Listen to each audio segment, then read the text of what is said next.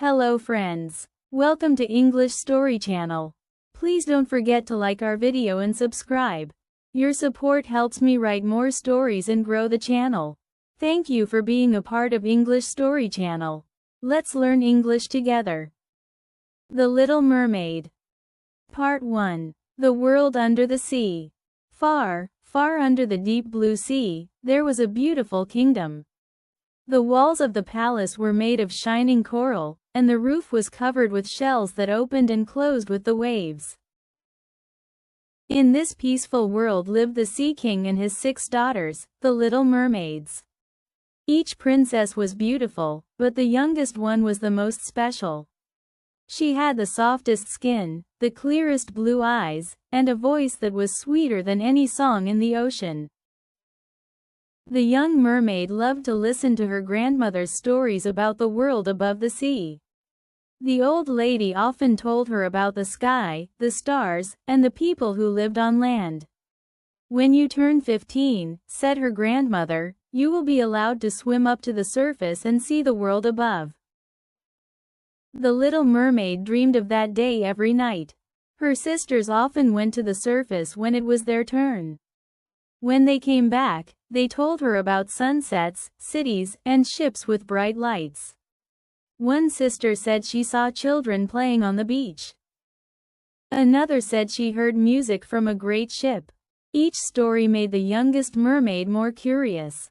She wanted to see the humans with her own eyes. Finally, the day came. On her 15th birthday, her grandmother placed a crown of white lilies on her head and said, "Now, my dear, you may go and see the world above the waves." The little mermaid's heart beat fast with excitement. She rose slowly through the water until her head came out into the air for the first time. The sky was full of stars, and the moonlight made the sea shine like silver. The little mermaid saw a large ship not far away. Music and laughter came from it. Curious, she swam closer and looked through the windows. She saw many people dancing, and in the middle stood a handsome young prince. His black eyes sparkled, and his smile was kind. The mermaid watched him all night. She could not take her eyes off him. Then suddenly, a terrible storm began. The sea grew wild, and waves crashed against the ship. The men tried to save it, but the wind was too strong. The ship broke into pieces, and everyone fell into the sea.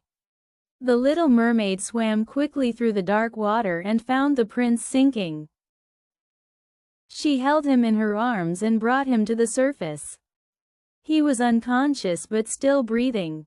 The mermaid carried him to the shore and laid him on the sand. She watched him with love and worry until the sun began to rise. When the morning light touched his face, he opened his eyes. Just then, a group of girls came walking along the beach. The mermaid became afraid that he might see her, so she slipped back into the water and hid behind a rock. The girls found the prince and called for help. He thought one of them had saved him. The little mermaid watched from the sea, her heart breaking. She dived back down to her home, but now she was different. She could not forget the prince's face, his kind smile, and the feeling of holding him in her arms. She wanted to be with him again, but she knew that a mermaid could never live on land. That night, as she looked up at the surface, she whispered, "I wish I could be human, just for one day." Part 2. The Sea Witch's Deal. After saving the prince, the little mermaid could not forget him. Every day she swam near the surface, hoping to see him again. She often watched the castle by the shore where he lived. Sometimes she saw him walking with his friends, or feeding birds in the garden. He looked happy, but she felt sad because he would never know it was she who had saved his life.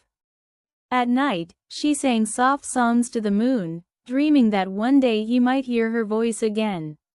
But deep inside, she knew that a mermaid and a human could never be together. Mermaids had no souls that lived after death, her grandmother had said. Humans' bodies die, but their souls live forever in the world above the clouds. We, my dear, turn into sea foam and disappear. The little mermaid thought about this and whispered, I want to have a soul. I want to live like the humans. One day, she asked her grandmother, is there no way for a mermaid to become human? Her grandmother looked sad and said, only if a man loves you more than anything else and marries you. Then part of his soul will enter your body, and you will become human. But that never happens. Humans fear us. The little mermaid swam away silently. Her heart was heavy, but her mind was clear. She knew what she wanted, to become human, to have a soul, and to be with the prince she loved. She decided to go to the one person who might help her, the sea witch, who lived in a dark part of the ocean. The sea there was cold and strange. There were twisted plants, big fish with sharp teeth, and black sand. The little mermaid was afraid, but love gave her courage. She reached a cave made of bones and shells. Inside, the sea witch was stirring a pot filled with a bubbling purple liquid. Around her swam slimy creatures with bright eyes. So, my pretty little princess has come to see me, said the witch with a cruel smile. I know why you are here. You want to be human, don't you? The mermaid nodded. Yes, please. I will do anything. The witch laughed. Anything? Well, it is not an easy wish. You will drink a potion that will make you human. You will have legs instead of a tail. But every step you take will feel like walking on sharp knives. Your feet will bleed, but you must keep smiling, or you will lose him forever. The mermaid listened quietly. Her heart beat faster, but she did not turn away. And if he marries someone else? She asked. Then, said the witch slowly, your heart will break, and at sunrise after his wedding, you will die and turn into sea foam. You will have no soul and no life. The little mermaid trembled. And what do you want in return for the potion? The witch's eyes glowed. Your voice. You have the most beautiful voice in the sea, and I will take it. You will never sing or speak again. But don't worry, your face and your beauty will speak for you. The mermaid hesitated for a moment. Her voice was her gift, her identity. But then she thought of the prince's kind smile and said softly, I accept. The witch cut off a lock of the mermaid's hair and threw it into the pot. The water turned bright red and began to hiss. Then she filled a small shell with the potion. Take this, she said. Go to the shore before sunrise. Drink it there, and your tail will become legs. Remember, once you become human, you can never come back to the sea. The mermaid took the shell and swam toward the surface. The water felt heavier with every movement, as if it were trying to hold her back. She reached the shore where she had once saved the prince. The sky was turning pink with dawn. She looked at the potion in her hand and whispered goodbye to the sea. She drank it. The pain was terrible. It felt as if a sword had passed through her body. She fainted on the sand. When she opened her eyes, the sun was rising, and a young man stood before her. It was the prince. He looked surprised and helped her stand. Her tail was gone. She had 2 human legs now. She could not speak, but she smiled.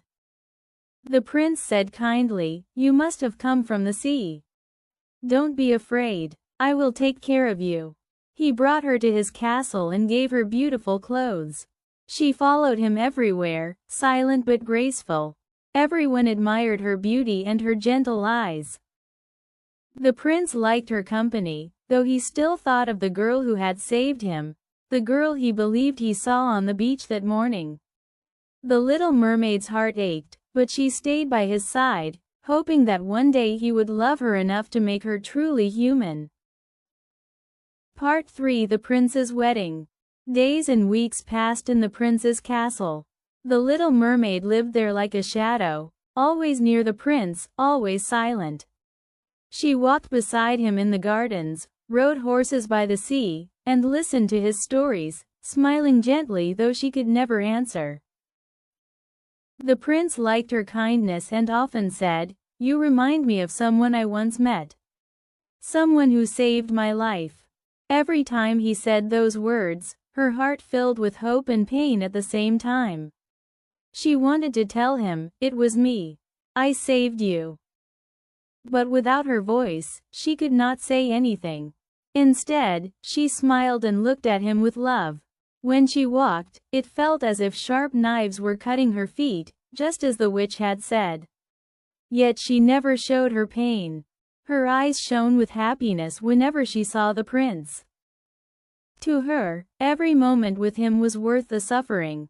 One evening, the prince said to her, "My dear friend, I must soon travel to another kingdom. My father wants me to meet the princess there. He hopes I will marry her. But my heart still belongs to the girl who saved me on the beach. I could never love anyone else." The little mermaid smiled, but her heart trembled. She followed him to the ship, helping him prepare for the journey. The sea was calm and blue. The wind played with her hair, and for a moment, she thought she heard her sisters calling her name from the waves. But she could not answer them. After 2 days of sailing, they reached the other kingdom. The princess came out to greet the prince. She was beautiful and kind, with a gentle smile. When the prince saw her, he looked surprised. "You," he said, "you were the one who saved me." The little mermaid felt her heart stop. The prince believed the princess was the one who had pulled him from the sea. He did not know that it had been the silent girl standing beside him all this time. From that moment, everything changed.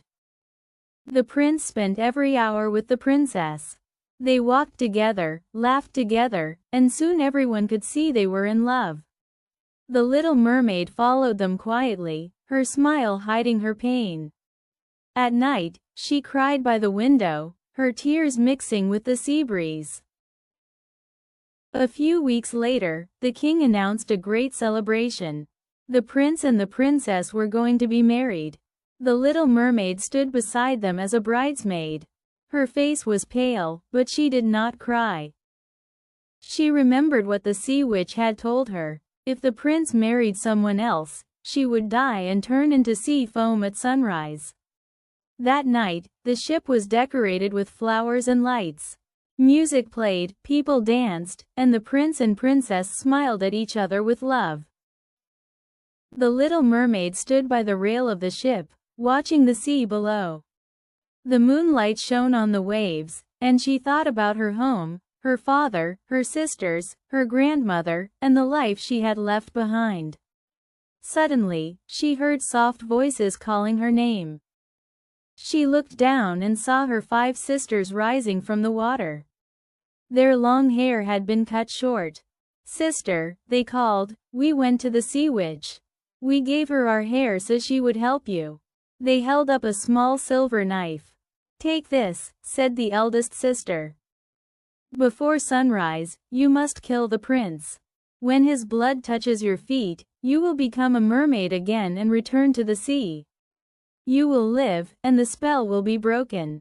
The little mermaid took the knife in her trembling hands. She looked toward the prince's cabin. He was sleeping beside his new bride. His face looked peaceful and happy. She stood there for a long time, the knife shining in the moonlight. Her heart broke inside her chest. "He is my happiness," she thought. "I cannot hurt him." She kissed the prince's forehead softly, then turned and ran to the edge of the ship. The first light of dawn was appearing in the sky. With one last look at the sea and the sleeping prince, she threw the knife into the water and jumped after it. The waves closed over her, and she felt her body dissolve into soft white foam. But she felt no pain, only peace. As the sun rose, her spirit rose with the light. She felt herself floating in the air, higher and higher. Below, she could see the ship, the sea, and the world she had left behind. Around her were other bright, shining figures, the daughters of the air. They said softly, "You are one of us now. You have done a good and kind thing. You did not kill him, and for that, you have earned a chance to have a soul. You will live in the air for 300 years, helping people, doing good deeds. Then you will rise to heaven. The little mermaid smiled. She looked once more at the prince and whispered with her heart, "Goodbye, my love." And with that, she flew away into the morning sky, free at last.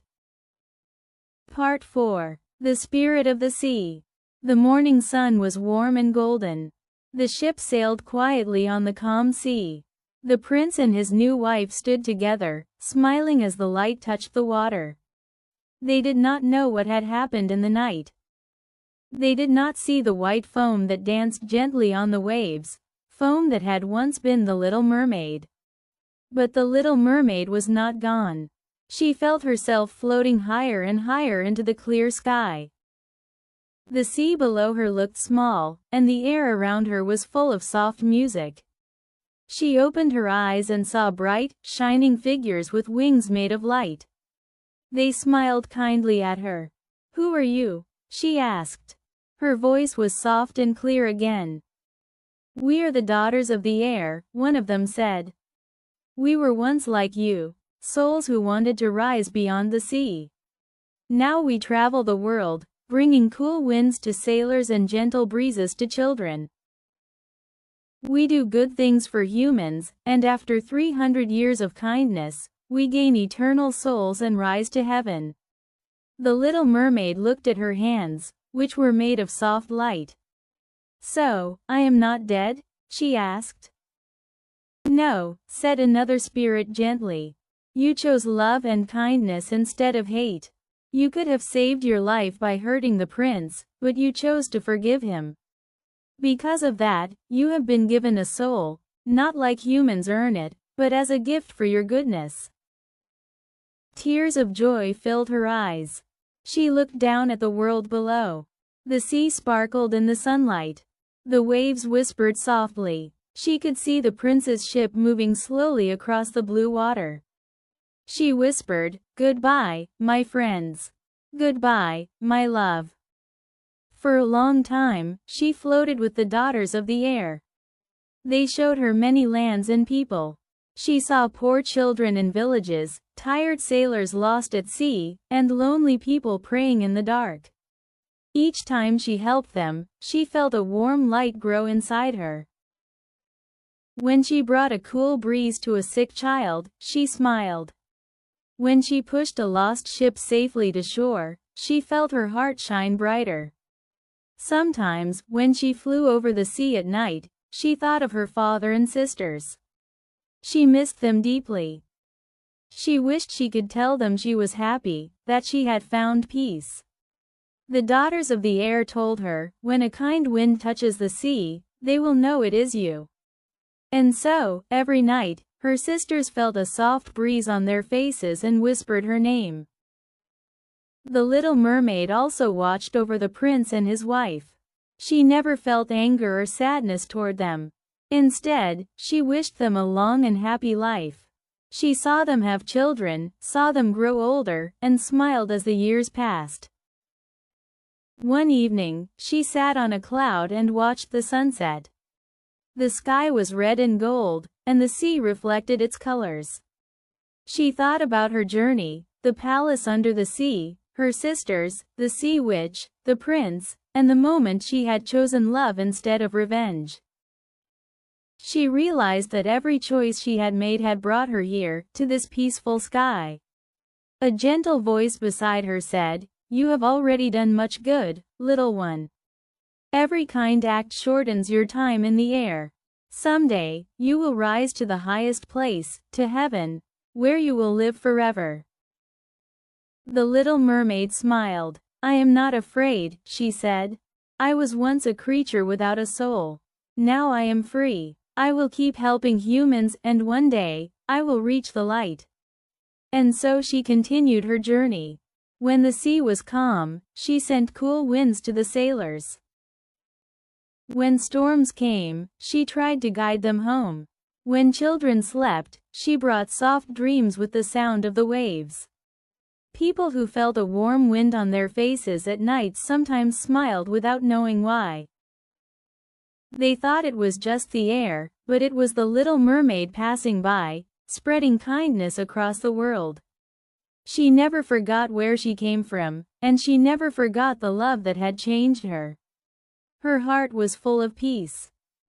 She had learned that love, even when it hurts, can lead to something greater. And high above the sea, between the clouds and the stars, the Little Mermaid shone like a drop of light, free, gentle, and eternal.